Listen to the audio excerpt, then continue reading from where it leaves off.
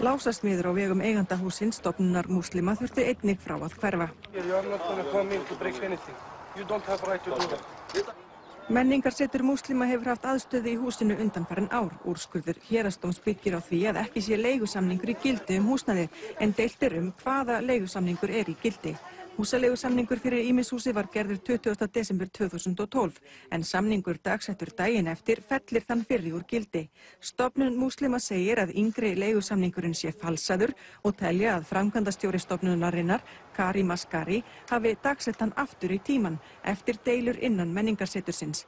Málinu hefur verið áfrýjað til Hæstaréttar, en það kemur þó ekki í veg fyrir að útburðurinn fari fram í dag. Thus we get our building back, and this is the decision of the courts, and then we follow it. Always we are following the Icelandic law. Is there a division in the Muslim community in Iceland? You can see clearly. The answer speaks by itself. Beiðni menningarsetursins frestun á útburði var hafnað og þeim gert að rýma húsið tafarlaust. Upp úr sauð eftir að flutningamenn voru mættir á svæðið.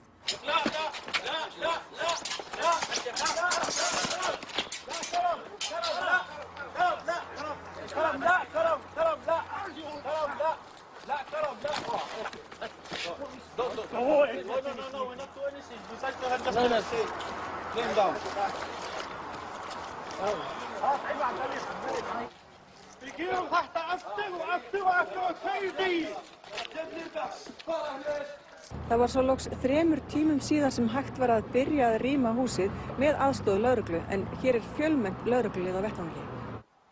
Loks var skipt lása og nýir lyklar afhentir eigendum hússins.